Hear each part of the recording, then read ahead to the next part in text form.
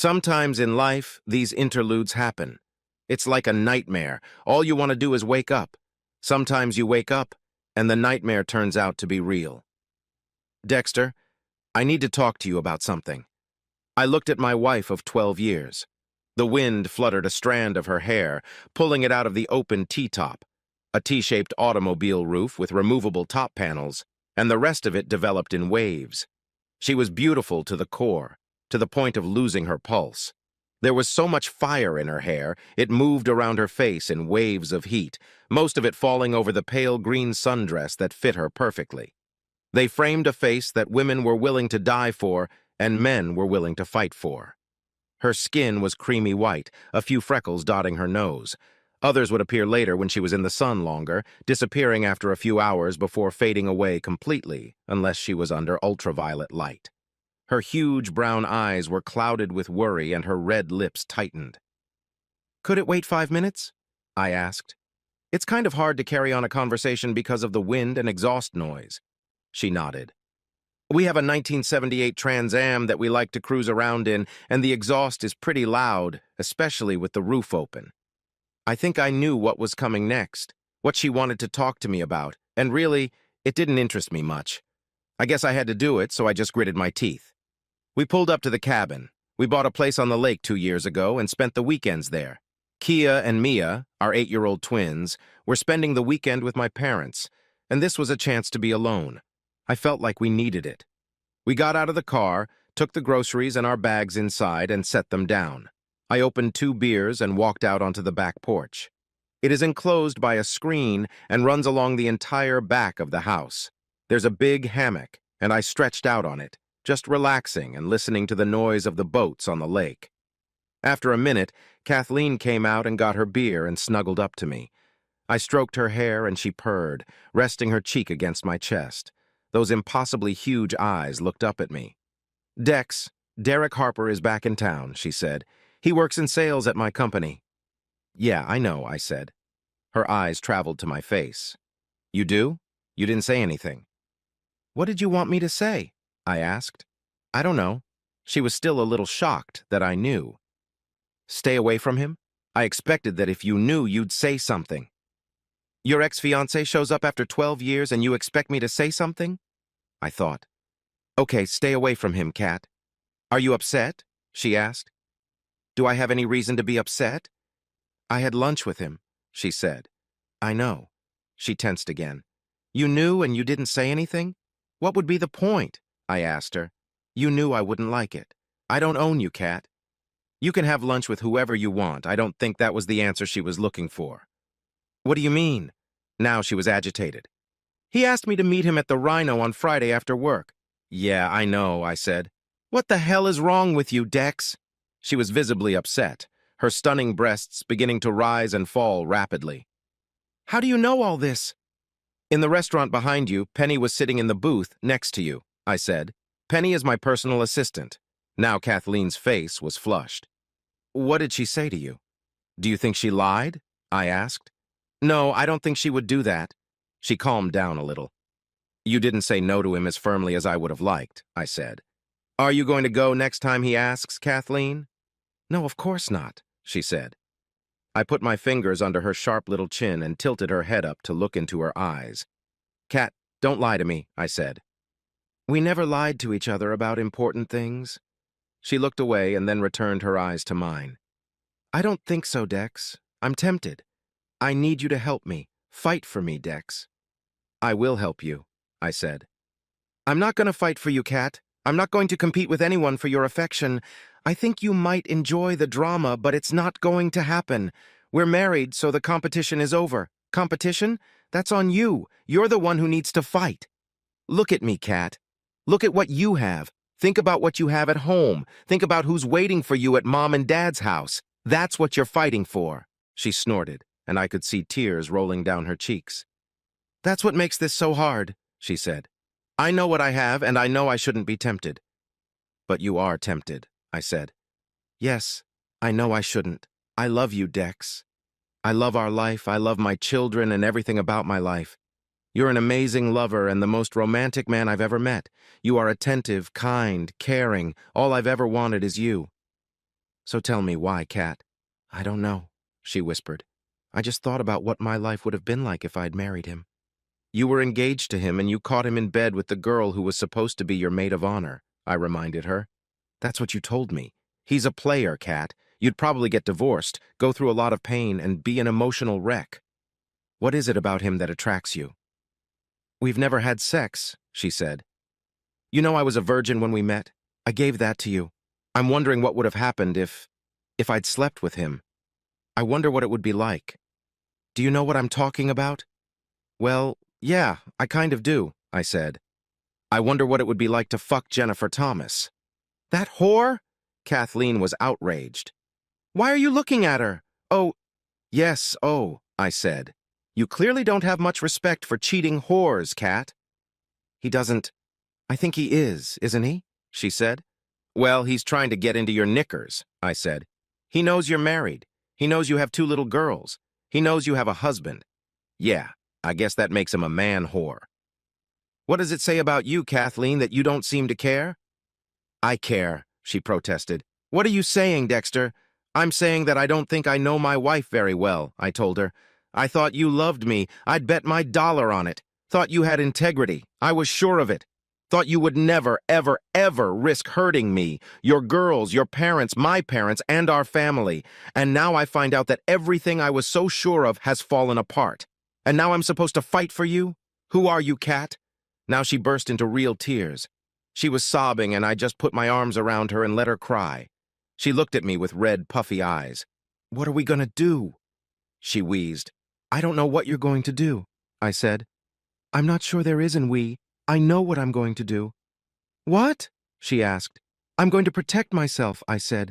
I'm going to protect the girls and our family. What do you mean? Her voice was shaking with fear now.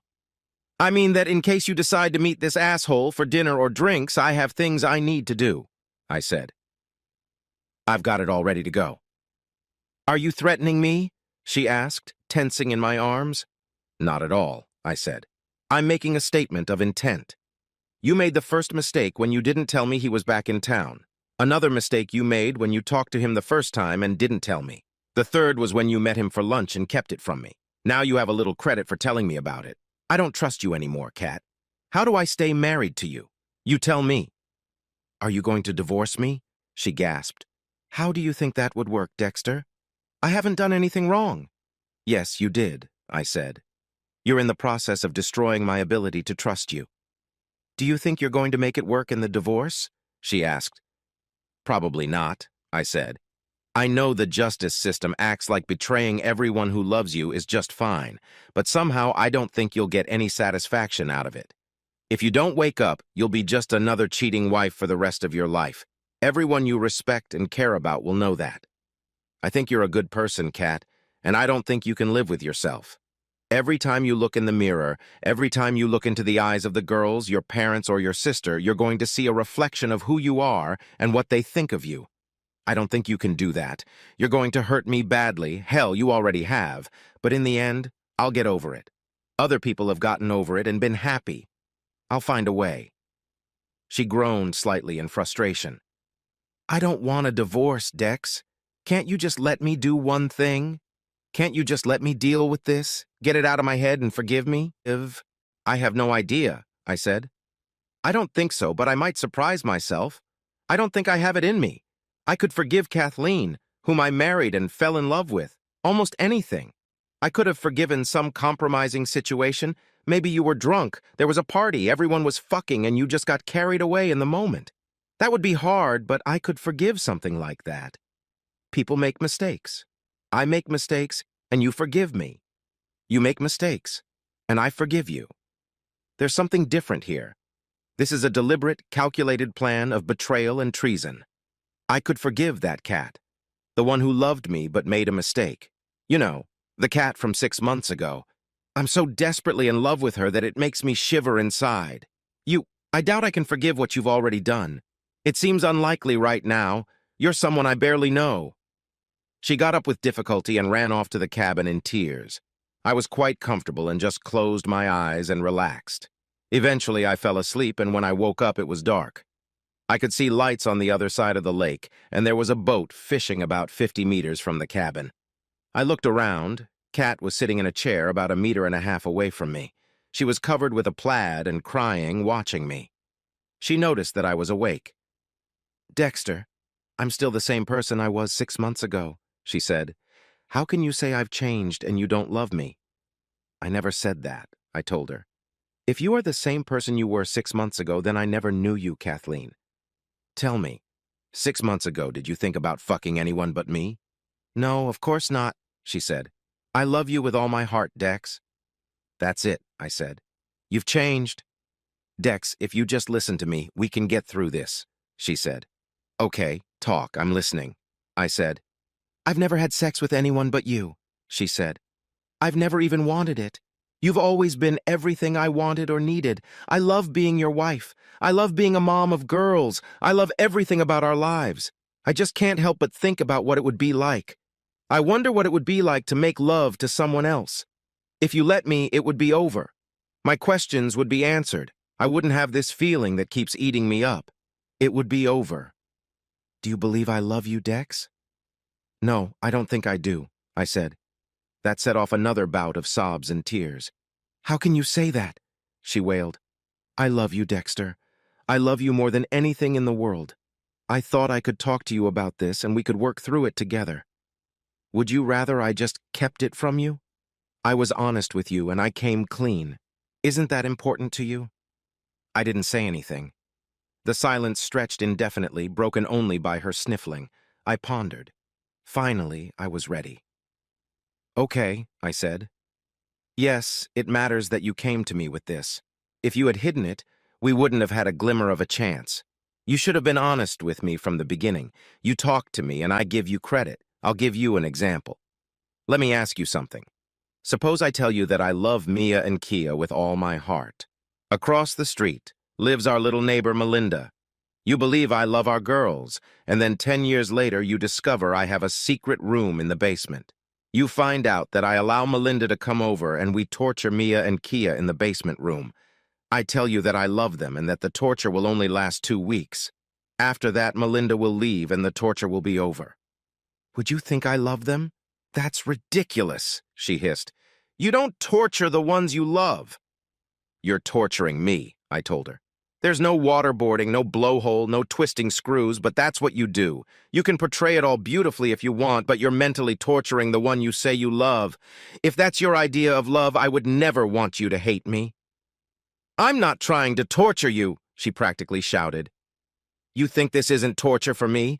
I thought I could talk to you about it. I thought you would help me, not try to make me feel guilty. Don't you feel like I'm sick enough without all this?" "What exactly did you expect me to say or do, Kat?" I asked. "You tell me what you want me to do. Then I'll tell you if I can do it." "I expected you to understand and support me," she said. "Dex, if you loved me the way I love you, you would be patient and loving, not harsh and judgmental. Don't you get it? I need to explore my feelings. If you really loved me, you would support me while I figure things out, knowing that my love would bring me back to you.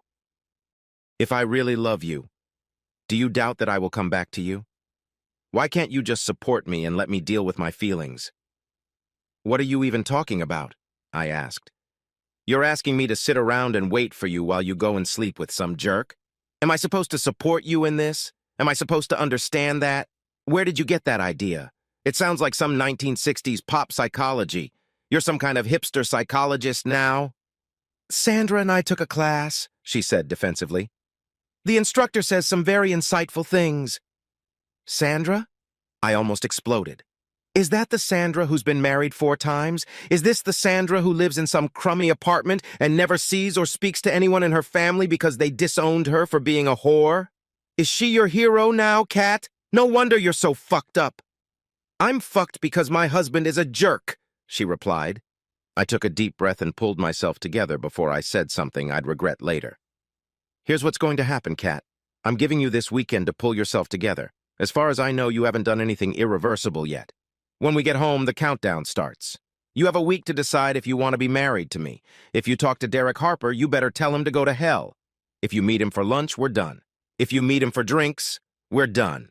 If you see him outside of work, we're done. You activate the GPS on your phone.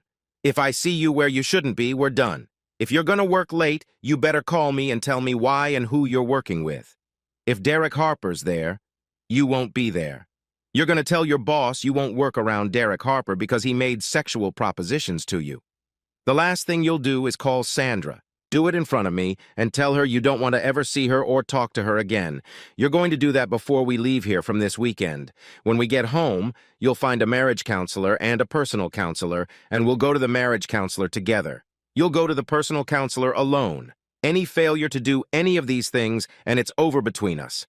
I will help you and support you in anything you do to try to save our marriage. I will not help or support any of your attempts to destroy it. You need to go and think about all of this. If you don't want to do this, none of this, you just have to say one word. That word is no. She looked at me like I had grown another head. I didn't give her a chance to speak. I just got up and walked into the house, leaving her there on the porch. When I got out of the shower, she was still there. I got into bed and surprisingly fell asleep quickly. I don't know when she came to bed, but I woke up to her snuggled up against my back. She was clearly naked. "Yes, Dexter," she whispered in my ear. "Yes, I want to stay married to you. I'm so sorry I put you through all this. I'll do anything you ask. I've been thinking for hours. I was up all night. I would do anything to stay married to you, and I won't do anything else to not risk losing you or our family. I don't even want to anymore. I don't know what's gotten into me. I'm going to counseling. I'll do whatever you ask me to do. You just tell me what you want. I told you I love you, and I mean it. I'm never talking to him again." I turned to face her. "That's good, Kat. I'm happy you feel that way. It's the first step. I wasn't happy about it from the beginning. I think there's something wrong with you for even thinking something like that. I don't know why you're doing it, and I don't understand it. I think you should find out and try to fix the situation." "Why do you think there's something wrong with me, Dexter?" she asked. "I'm not trying to argue or make you angry. Don't you know that a lot of people have open marriages and live just fine?" "I don't know where you got that information from," I told her. "It's a lie. I did a little research when I first found out about your little proclivity.